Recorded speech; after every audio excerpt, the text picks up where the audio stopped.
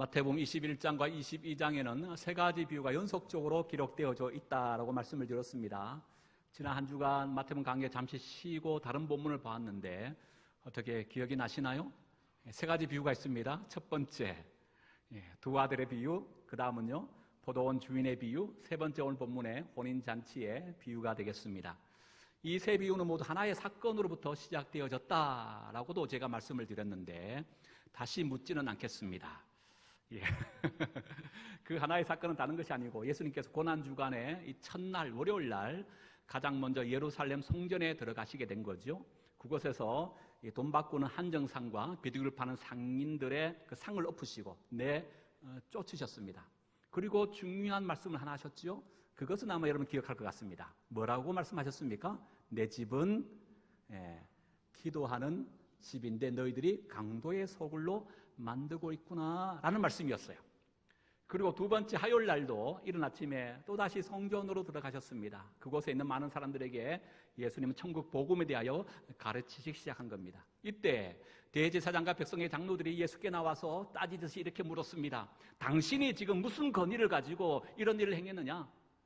당신에게 이렇게 하라고 그 자격을 준 자가 과연 누구란 말이냐?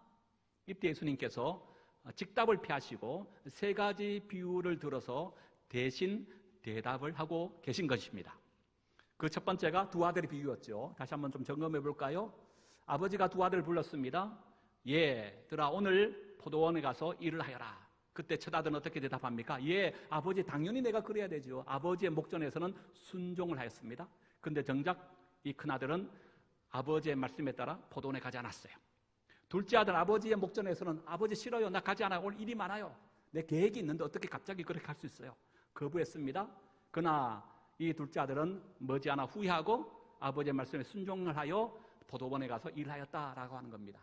이 일을 마치고 예수님은 사람들에게 묻는 겁니다. 이 두 아들 가운데 누가 아버지의 뜻대로 행한 아들인가? 사람이 대답하는 거예요. 뭐라고 대답했겠습니까? 당연히 둘째 아들입니다. 이렇게 대답하는 이들 가운데 대제사장과 바리새인들은 여전히 자신들이 첫째 아들이라는 것을 알지 못하고 있었다는 거예요. 그러면서 의미심장하게 말씀하시면서 이 첫 번째 비유를 마치시죠. 세리와 창녀들이 너희보다 먼저 천국에 가리라. 두 번째 비유가 뭡니까? 포도원 주인의 비유였습니다. 포도원을 경작하고 이 주인이 멀리 타국으로 잠시 떠나가 되어졌습니다. 자기가 경작했던 이 포도밭을 농부들에게 세를 준 겁니다. 그리고 이제 포도 수확의 때를 맞이하여 멀리 있던 이 포도원 주인이 자신의 종들을 이 농부들에게 보내어서 포도 열매를 얻고자 한 것입니다. 그런데 이 악한 농부들은 주인이 보낸 이 종들을 어떻게 합니까? 때렸습니다. 돌로 쳤습니다. 심지어 죽이기까지 했다는 거예요. 이에 포도원 주인은요, 이제는 자신의 아들을 다시 보냅니다. 아들을 보내면 이들이 아무리 악하다 할지라도 내 아들만큼은 선대하겠지. 기히 여기고 종기 여기지 않겠나라고 보냈는데 웬걸요? 이 악한 농부들은 그 아들마저도 죽여버린 겁니다. 이 비유를 마치고 예수님은 또다시 대제사장과 백성의 장로들에게 또 이렇게 질문합니다. 포도원 주인이 다시 돌아오면 어떻게 하겠느냐? 라고 했더니 이들이 뭐라 대답합니까? 그 악한 자를 반드시 진멸하고 이 포도원은 제때에 그 열매를 주는 바로 다른 농부들에게 새로 줄 것입니다. 이렇게 대답한 거예요. 여전히 대제사장과 백성의 장로들은 자신들이 악한 농부란 사실을 깨닫지 못하고 있는 겁니다. 이때 예수님께서 이렇게 그들에게 또 말씀하셨지요. 너희들에게 받았던 하나님의 나라, 그것은 너희들이 빼앗길 것이고 이 나라의 열매에 맺는 다른 백성들에게 하나님 나라가 전하여 그들이 받게 될 것이다 라는 말씀으로 두 번째 비유가 마치게 됩니다. 그리고 오늘 세 번째 혼인잔치의 비유가 이어집니다. 이 혼인잔치의 비유 역시도 첫 번째와 두 번째 비유와 같은 교훈적 차원에서 계속 주어지는 내용의 비유입니다. 결론부터 말씀드리면 하나님의 나라, 이 땅 속에서 예수 그리스도를 거부하고 부인하는 자들은 장차 하나님의 나라에서 반드시 그가 누구든 배척을 당할 것이다 라고 하는 비유의 핵심의 내용입니다. 먼저 우리 1절과 2절의 말씀을 다시 한번 읽어볼까요? 1절 2절입니다. 읽습니다. 시작. 예수께서 다시 비유로 대답하여 이르시되 천국은 마치 자기 아들을 위하여 혼인잔치를 베푼 어떤 임금과 같다라고 되어 있습니다. 여기 보니까 이제 이 천국에 대한 비유로 오늘 이 혼인잔치 비유가 말씀하고 있다는 것을 우리가 알 수가 있지요. 근데 중요한 것은 혼인잔치입니다. 잔치 중에 가장 큰 잔치는 혼인잔치가 아닌가 싶습니다. 생일도 있지만 우리 인생을 살아가면서 가장 또 생일 다음으로 중요한 것은 결혼식이라고 하는 혼인잔치일 것 같습니다. 성경에 보면 하나님 나라 천국을 혼인잔치에 빗대어서 설명하는 경우가 종종 있다는 것을 알게 되죠. 예를 들면 예수님께서 첫 번째 기적을 베풀었던 것, 어떤 사건입니까? 물로 포도주로 만드는 기적을 행하셨어요. 그런데 이 기적을 어디에서 베푸셨습니까? 가나의 혼인잔치집에서 이 기적을 행했다는 거예요. 그리고 여러분 이 열처녀 비유의 배경도 마찬가지죠. 등과 충분한 양의 기름을 준비한 슬기로운 5처녀. 등은 준비했지만 미처 충분한 이 기름을 준비하지 못했던 미련한 5처녀. 신랑이 밤늦게 왔을 때 결국 신랑과 함께 혼인잔치 속에 들어갔던 이들이 누굽니까? 등과 충분한 양의 기름을 준비한 슬기로운 5처녀들만이 그 잔치자리에 들어갔고 그렇지 못한 미련한 5처녀는 밖에 쫓김을 당했다라는 내용이요. 이 열처녀 비유의 배경 역시도 무엇을 배경으로 하고 있다고요? 바로 혼인잔치를 그 배경으로 말씀하고 있다는 거예요.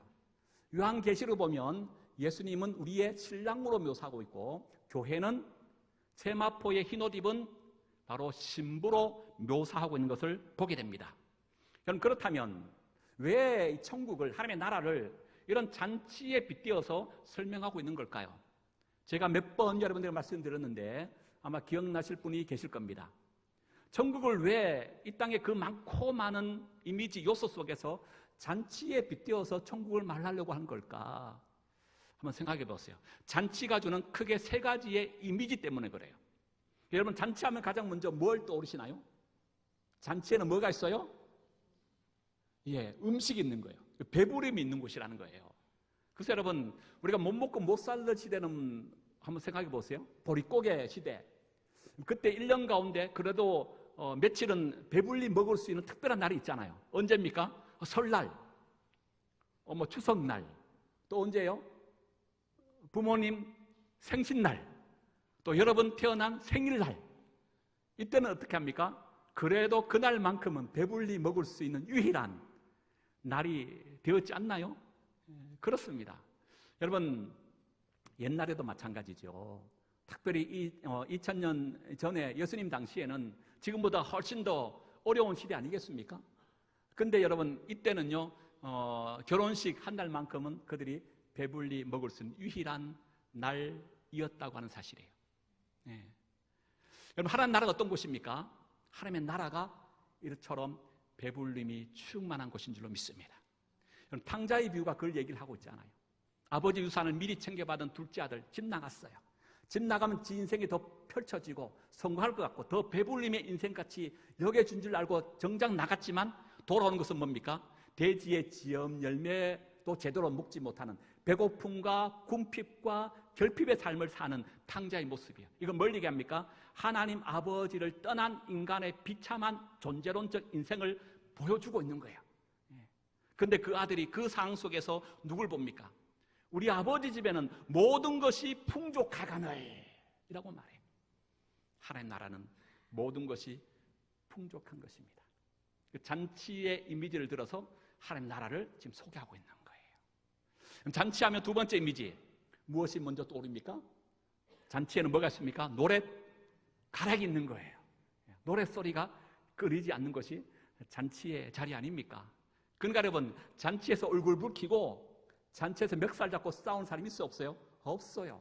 평소에 끄끄러운 관계 있는 사람들도요 이 잔치상에서는 서로 화해하고 손잡고 같이 노래를 부르더라 라고 하는 사실입니다.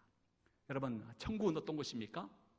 요한계시록 4장과 5장에 보면 하나님의 보좌가 있고 그 주변에 24 장로들이 있고 그 다음에 모든 피조 세계를 대표하는 네 생물들이 서 있습니다. 그리고 가장자리에는 천사와 천군의 만만들이 둘러쳐 있습니다. 그들이 한결같이 보좌에 앉아 계신 하나님께 뭘 합니까? 세세토록 영광과 존귀와 찬송을 올려드리니라. 천국은 어떤 곳이에요? 찬송으로 충만한 곳이라고 하는 거예요. 세 번째, 잔치가 주는 이미지 때문에 천국을 빗대어서 설명해요. 여러분, 세 번째, 잔치 그러면 뭐가 생각나요? 잔치에는 뭐가 넘쳐요? 웃음이 있어요. 기쁨이 있는 곳입니다. 오늘 여러분 보니까 밖에서 누구와 멱살 잡고 오신 분 없으시죠? 너무 어둡습니다. 예. 잔치에는요, 세 번째 요소가 뭡니까? 기쁨이 있는 곳이에요. 기쁨이. 예. 우리나라의 결혼식은 대개 이제 예식장에서 많이 하잖아요. 30분 해야 기껏입니다. 예.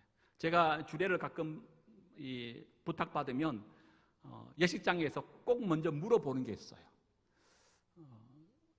주례사 선생님, 짧게 해주세요. 30분 만에 모든 것을 소위 해치우는 거예요. 이거는 제가 봤을 땐.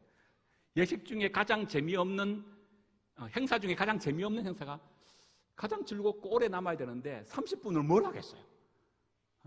가장 재미없는 것이 결혼 예식이 아닌가 싶기도 해요. 근데 유대 사회의 예식은요, 우리처럼 우리와 같지 않아요. 그들은 기본 7일 한 주 동안 베풉니다. 음식이 있고 노랫가락이 있고 즐거움과 기쁨이 넘치는 곳이 바로 그곳이에요. 하나님 나라가 어떤 곳입니까? 눈물이 없고 애통하는 것이나 곡하는 것이나 아픔이 없는, 오직 뭐가 있는 곳이에요? 기쁨과 즐거움만 있는 곳이 하나님 나라 천국이라는 거예요. 그 예수님께서는 바로 천국의 이 땅에서 우리가 잔치라고 하는 의미를 통하여 간접적으로 예수를 통해 이미 역사 가운데 침투한 하나님의 나라를 이렇게 우리가 맛볼 수 있구나. 장차 완성하여 들어갈 하나님의 나라 천국이 우리가 이 땅에서 경험하고 있는, 또 베풀어지고 있는 바로 잔치와 조금이나마 비슷한 요소가 있구나. 간접 체험하도록 그렇게 잔치로서의 하나님 나라 우리에게 소개하고 있다라는 사실입니다. 그래서 오늘 본문에 등장하는 임금은요, 하나님인 자신을 말씀하고 아들은 예수님을 얘기하죠. 혼인잔치를 뭘 얘기합니까? 예수를 통하여 들어가는 하나님 나라 천국을 말씀하고 있다는 거예요. 하나님은 이 영광스러운 하나님 나라의 천국 잔치에 오늘도 사람들을 끊임없이 초청하고 있다라고 하는 것이 이 비유의 시작입니다. 그래서 이 비유 가운데 가장 먼저 우리가 주목해야 될 사람은 왕의 초청입니다. 왕은 끊임없이 사람을 초청해요. 오늘 말씀해 보면 3번에 걸쳐서 초청하는 것으로 나옵니다. 옛말에 3세판 있죠. 최소한 몇 번까지는 해야 돼요? 아무리 못해도 3번까지는 해야 돼요. 선도요, 한 사람을 아무리 첫 인상이 별로 좋지 않아도 몇 번은 최소 봐라? 3번까지는 좀 보라는 거예요. 마지노선이 마지막 3번까지는 해야 되는 거예요. 여러분, 왕이 자신의 아들의 혼인잔치의 날짜가 정해졌습니다. 손님들을 초청합니다. 오늘 본문 속에는 3번만 초청한 것으로 기록되고 있지만 사실은 오늘 본문의 내용을 자세히 살펴보면 이 임금은요, 손님을 3번만 초청한 것이 아니에요.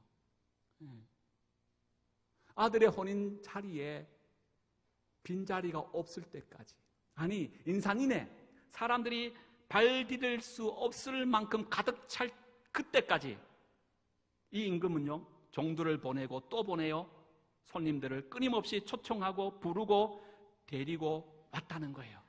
3번이 아니라 10번이 될 수 있고 20번도 될 수가 있는 거예요. 여러분, 이 임금의 모습이 오늘 우리를 향한 하나님의 모습입니다. 여러분, 하나님이 누구십니까? 세상을 구원하기 위하여 오늘도 끊임없이 우리를 구원으로 초청하시고 또 강권하시며 부르시고 계신다는 거예요. 언제까지요? 하나님 나라에 당신 백성들이 충만한 그 수가 차기까지. 그걸 요한계시록에는 7장과 14장에 몇 명이라고 소개하고 있습니까? 14만 4,000명이라고 소개하고 있어요. 이만희는 그걸 문자적으로 보고 있는 거죠. 이만희의 신천지에 믿는 성도의 수가 14만 4천 명, 물리적인 숫자로서 14만 4천 명이 채워지면 예수님이 재림할 것이다 라고 말하지만, 이거는 문자적인 숫자를 말하고 있는 게 아니에요. 상징적인 의미의 숫자예요. 14만 4천 명, 12 곱하기 12 곱하기 1000입니다. 1000은 완전수입니다. 12는 구약의 이스라엘 12지파를, 신약의 12의 내용은 예수님을 따랐던 12제자들, 그리고 충만수의 1000입니다. 곧 구약과 신약의 하나님의 선택과 택함받은, 구원함받은 모든 충만한 수, 그 수가 뭐라고요? 14만 4천 명이다 라고 말하고 있다는 거예요. 바로 구원의 완전한 수가 채워질 그때까지 하나님은 오늘도 우리를 천국으로 초청하시고 부르시고 계시다는 거예요. 사랑하는 여러분, 오늘 우리가 어떻게 이 자리에 있게 된 겁니까? 그 하나님의 끊임없는 부르심과 초청 때문에 오늘 우리가 이곳에 있게 된 줄로 믿습니다. 우리를 부르셨던 그 하나님께서 지금도 수많은 영혼을 향하여 끊임없이 침투하시고 간섭하시고 충동질하고 계시는 거예요. 왜요? 당신의 택한 백성들을 구원하시기 위함이라고 하는 거죠. 그러기에 오늘 우리는 하나님의 이 마음을 품어야 합니다. 복음에 대한 열정, 전도에 대한 구령운동을 우리는 해야 한다고 하는 사실이에요. 그런 의미에서 4월 20일 부활주일, 어떤 날이라고요? 종교인 총출석주일이에요. 여러분들, 이 날이 하나님께서 당신의 택한 하나님의 사람을 초청하고 부르시고 강건하여 데리고 오는 축복의 날이 될 수 있기를 소망합니다. 우리 교회 등록했지만 여러분 교회를 떠나고 상이 여치 못하여 예배 자리에 오지 못한 이들이 많잖아요. 그를 놓고 여러분 기도하십시오. 우리가 할 수 있는 최고의 사랑은 뭐라고요? 함께하는 거예요. 함께. 그를 품고 안는 거예요. 끝까지 기도하는 거예요. 하나님 그 영혼을 붙들으시고 그 마음 열어주시사 상황과 환경이 어땠든 간에 주의를 성수할 수 있는 하나님의 초청에 아멘 응답하는 하나님의 백성들 되게 해달라고 기도하며 그 영혼들을 향하여 건면하고 초청하시기 바랍니다. 두 번째, 오늘 본문을 통해 또 한 부류를 주목해야 되는데요, 바로 초청을 거부한 사람들이에요. 이들은 모두 두 번에 걸쳐서 초청을 거부합니다. 먼저 3절 볼까요? 22장 3절입니다. 시작. 그 종들을 보내요. 그 청한 사람들을 혼인잔치에 오라 하였더니 오기를 싫어하였다라고 되어 있습니다. 여러분, 우리도 자녀가 결혼식을 앞두고 있든지 또 우리 자녀 여러분이 청년들이 결혼하게 되면 결혼식을 앞두고 내가 알고 있는 모든 지인들에게 가장 먼저 뭘 보냅니까? 청첩장이라고 하는 것을 보내죠. 예나 지금이나 특별히 다를 것은 없는 것 같습니다. 왕의 초청에도 청첩장을 먼저 보내요. 그런데 우리와 다른 것은 왕은 종들을 통하여 3번씩이나 사람을 보냅니다. 첫 번째 보낼 때는요, 이 초대장과 함께 이 왕의 아들 혼인잔치에 참여할 리스트를 먼저 쭉 뽑지 않겠습니까? 그리고 그 뽑힌 사람들에게 종의 손에 초청장을 손에 들려주고 그 사람들에게 일일이 찾아가서 직접 그 초대장을 전해주는 거예요. 이때 종이 해야 될 중요한 역할이 하나 있습니다. 이 초대장을 받은 손님이 이 초대장의 내용을 보면서 왕의 아들이 혼인식이 몇 월 며칠 있구나, 앞으로 한 3개월 2개월 후에 있네 라고 자신의 스케줄을 확인하고, 반드시 이 종은 왕의 아들의 혼인잔치에 참여할 수 있는지 없는지 그 확인 여부를 반드시 확인해야 되는 거예요. 확답을 받고 와야 돼요. 1차 종이 초청장을 손님에게 들려주면서 뭘 해야 된다? 혼인잔치에 올 수 있습니까? 없습니까? 확인 작업이 반드시 있어야 돼요. 그리고 이제 결혼식 당일이 된 겁니다. 임금은 1차 오겠다고 약속한 사람들에게 종을 다시 보내요. 그리고 종중이 모셔오는 겁니다. 그래서 오늘 본문의 3절에 그 종들을 보내요. 그 청한 사람들이라고 말하고 있는 것이 거기 있어요. 그 청한 사람들이에요. 1차 오겠다고 약속했던 바로 그 청한 사람들, 그 사람들에게 왕은 종을 다시 보냅니다. 그랬더니 호린잔치에 오기로 했으니까 오시지요, 가시지요 했더니 반응이 어떤 반응 보이고 있어요? 오기를 싫어하는 거예요. 그래서 임금이 어떻게 합니까? 다른 종을 보냅니다. 혹시나 첫 번째 종이 뭐 예의에 어긋난 행동이나 또 실수의 말을 한 것 때문에 기분 나빠서 안 올라가신 거나 혹시나 염려가 되어져서 조금 더 점잖고 조금 더 뭡니까? 이 격식을 갖춘 또 다른 종을 보냅니다. 그리고 첫 번째하고 다른 내용을 첨가하면서 강권하여 오기를 원해요. 그 내용이 뭡니까? 4절입니다. 4절을 봅니다. 시작. 다시 다른 종들을 보내 이르되 청한 사람들이 이르기를 내가 오찬을 준비하되 나의 소와 살찐 짐승을 잡고 모든 것을 갖추었으니 혼인잔치에 오소서 하라 하였더니 못 먹고 못 살던 시대에 여러분 이 잔치에만 참석하면 대박이 나요? 대박이 안 나요? 대박 나는 잔치야. 네. 왕의 아들의 혼인잔치이자 왕의 초청했던 그런 특별한 날 아닙니까? 오시기만 하면 대박 납니다.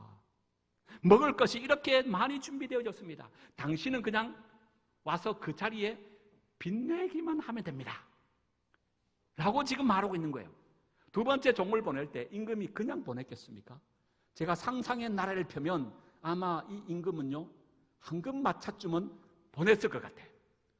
이걸 타고 오시라고 정중히 청하여 모셔오고자 하고 있다는 거예요.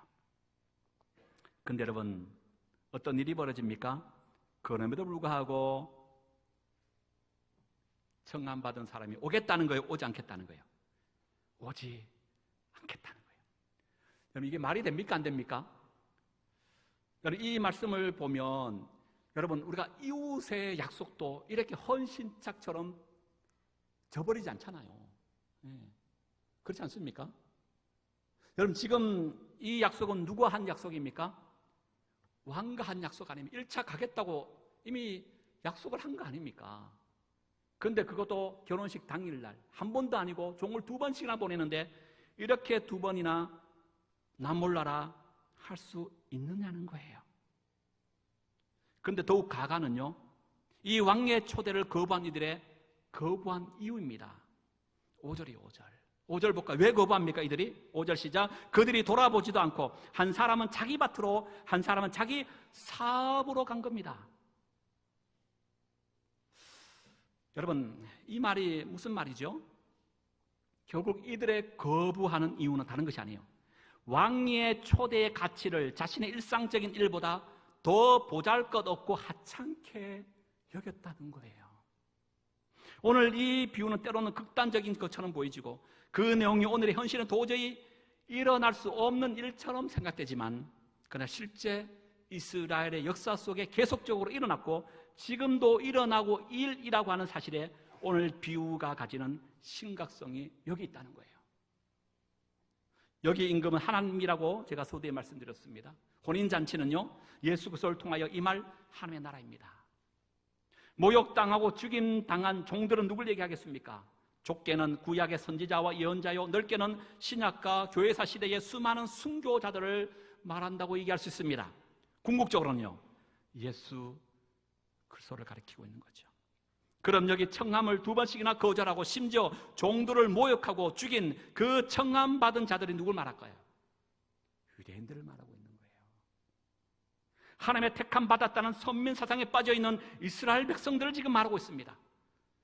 지금 예수님의 발치 앞에서 이 비유를 듣고 있는 대제사장과 백성의 장로들을 말하고 있는 거예요. 오늘 이 시대에도 마찬가지입니다. 오늘도 수많은 사람들이 하나님의 이 초청에 불응하고 있습니다. 왜 그렇습니까? 그들은 이 초청이 왕의 초청인 줄 모르기 때문에 그래요.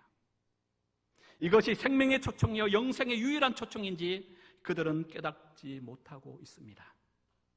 그러면서 하는 말이 뭡니까? 바쁘다는 것 아닙니까? 임금의 초청에 불응했던 이들처럼 돈 벌기 바쁘고 먹고 살기 힘드니까 이 핑계 저 핑계 대면서 거부합니다. 여러분, 우리가 전도할 때에 가장 많이 듣는 것 가운데 하나가 뭡니까? 바빠요. 지금은 상황이 좀 여의치 않아서 다음에 한번 가지요. 이 정도는 양보해요. 많은 경우 어떻게 합니까? 들은 척도 하지 않아요. 5절에 보면 종들을 돌아보지도 않았다라는 거예요. 요즘 젊은이들 얘기를 빌면 생까는 거예요. 네. 여러분, 이 시간 우리 함께 결단하십시다. 믿지 않는 사람이야 그것이 왕의 초청인지 모르기 때문에 이 핑계 저 핑계 된다 할지만, 여러분, 우리는 핑계하면 돼, 안 돼요? 우리는 핑계할 수 없습니다. 그런 의미에서 여러분, 예수 믿는 것에 목숨 거셔야 합니다. 직장 때문에, 돈 버는 것 때문에, 이것 때문에, 저것 때문에, 여러분, 장차 주님 앞에 섰을 때 핑계는 있을 수 없습니다. 우리가 이 땅에서 돈 버는 것도요, 주님 잘 믿기 위함의 벌이가 되어야 될 줄로 믿습니다. 내가 열심히 살고 바쁘게 사는 것도요, 그 모든 것이 예수 잘 믿기 위함으로 뛰어다녀야 되는 것 아닙니까? 우리 큰형님 60, 원래 60이에요. 저는요, 한 70, 한 80, 90, 그냥 자연스럽게 모든 사람은 한 80 정도는 뭐 거뜬히 사는 걸로 여겼어요. 그 80까지 사는 건 누구나 아무나 사는 게 아니야. 60도요, 하나님 부르시면 가는 거예요. 내일의 보장이 없어. 여러분, 예수 믿는 게 이렇게 중요해요. 80, 90 내 인생에 그것이 보장되면 지금 뭐 내 할 것, 내가 누리는 세상 것 다 취하다가 뭐 부르심 한 5년 전쯤 다시 신앙 회복에 열심히 다니면 되지. 그건 얼마나 좋아요. 근데 내일은 몰라요. 오늘 우리가 열심히 내지 않으면 안 돼요.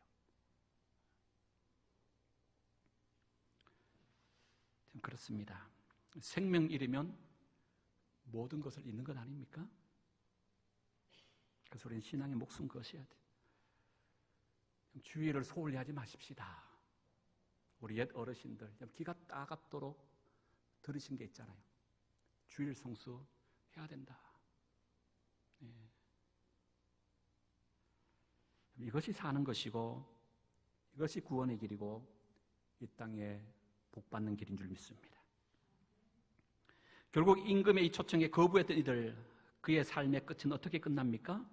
7절에 보니까 이렇게 기록하죠. 읽습니다. 7절 시작. 임금이 노하여 군대를 보내어 그 살인자들을 진멸하고 그 동네를 불살랐다. 결국 이스라엘은 제일 먼저 초청을 받은 은총을 누렸음에도 불구하고 호린잔치의 축복을 누리지 못하였을 뿐만 아니라 그들이 자랑했던 예루살렘 성전과 성이 이 비유의 말씀 따라 AD 70년 로마 장군 티투스에 의하여 완전히 함락되고 파괴되고 불타 결국 멸망당하고 말았어요. 하나님 나라의 초청에 불응하는 자의 최후가 바로 이런 것이라고 하는 거예요. 지금은 떵떵거리며 잘 사는 것처럼 보이지만요, 이들의 기쁨은 잠시요, 이들의 영광은 일시적인 것에 불과합니다. 주님 재림하시는 그 순간 결국 그들은 영원한 죽음, 영원한 형벌의 심판대 앞에 서게 되고 말 것입니다. 마지막 또 한 부류의 사람을 우리는 보아야 합니다. 바로 9절과 10절인데요. 한번 읽어볼까요? 9절과 10절 시작. 네거리의 길에 가서 사람을 만나는 대로 호린잔치에 청하여 오라 하되 종들이 길에 나가 악한 자나 선한 자나 만나는 대로 모두 데려오니 호린잔치에 손님들이 가득하더라. 여러분, 청함받은 자들이 잔치에 손님으로 올 수 없게 되자 이제 임금은요 극단의 조치를 취합니다. 뭐 하라는 겁니까? 사거리, 사람들이 가장 많이 왕래하는 곳에 종들을 보내 지나가는 사람이 그가 누구든 다 아들 호린잔치에 초청하여 데리고 오라는 거예요. 누구까지라도요. 오늘 본문에 보니까 10절에 악한 자나 선한 자나 만나는 대로, 병명구제는 누가복음 보니까 가난한 자들과 병든 자들과 소경들과 저는 자들, 길거리에 만나는 사람 그가 누구든 간에 상관없으니까 다 데리고 오라는 거예요. 유대인이나 이방인이나 남자나 여자나 부유하건 가난하든 높은 자나 낮은 자나 자유나 종이든 도덕적인 사람이든 비도덕적인 사람이든 가리지 않고 남녀노소 할 것 없이 다 데리고 오라는 거예요.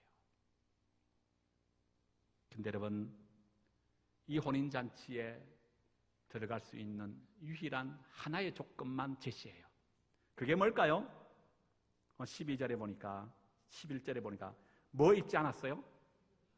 예복 입지 않은 사람은 결국 쫓겨났다 그랬어요.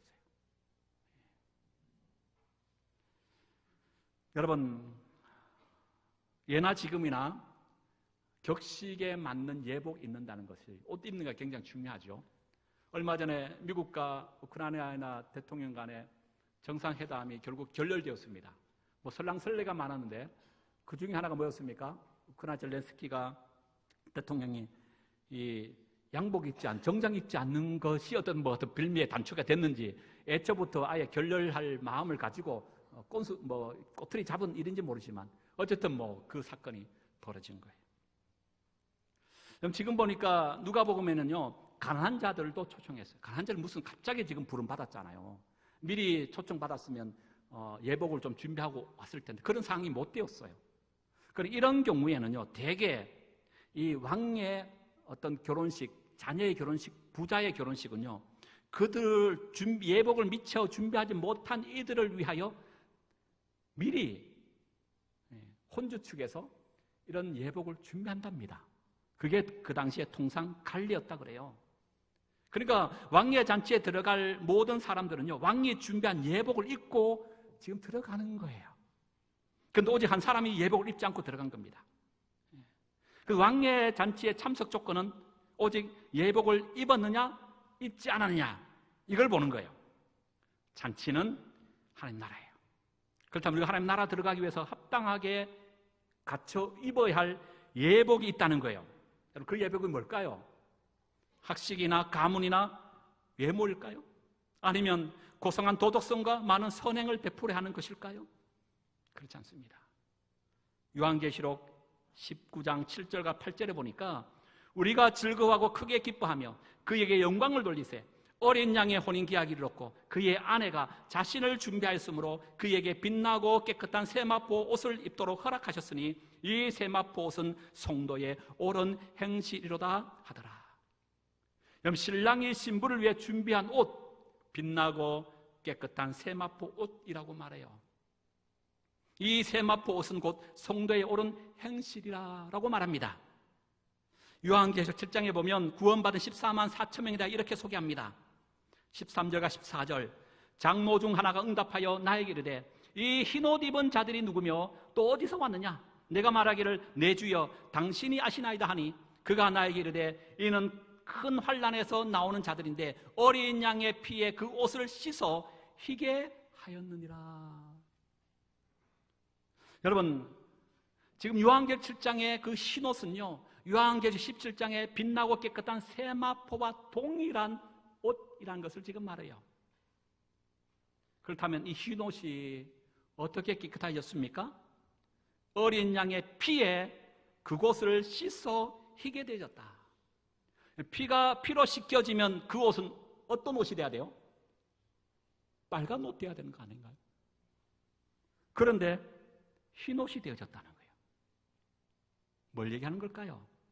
나의 죄가 어린 양의 피로 씻겨서 깨끗하게 되었다는 걸 말해요. 그래서 요한계시록 19장의 이 세마포 옷을 성도의 옳은 행실로 교훈하는 것은 이 땅에 행한 성도의 옳은 행실이 어린 양의 혼인잔치 날에 그의 예복이 되어졌다라고 하는 그런 의미의 말씀이 아니에요. 그럴 수 없는 죄인들이 어린 양 대신 그리스도의 피로 그 죄를 씻음받고 정결케 되어 하나님 앞에 섰을 때 그것이 그의 예복이 되어 진정 하나님 앞에 설 수 있는 옳은 행실이 됨을 오늘 말씀하고 있다는 거예요. 그 찬송가 423장 1절 이렇게 가사가 기록하고 있죠. 목보다도 더 검은 죄로 물든 마음이 흰 눈보다 더 희게 깨끗하게 씻겼네. 주의 보혈 흐르는 내 믿고 뛰어나가 주의 은혜 내가 입어 깨끗하게 되었네. 주님 앞에 서는 것은, 우리가 천국에 들어가는 것은 내 옷, 내 의가 아니라 오직 나의 죄를 깨끗이 씻기시는 예수 그리스도의 보혈의 공로, 그의 의로 우리가 들어가게 되는 줄로 믿습니다. 14절 읽으면 마칠까요? 비유는 이렇게 마칩니다. 14절 시작. 청함을 받은 자는 많되 택함을 입은 자는 적으니라. 사랑하는 여러분, 우리는 청함 받은 자들입니까?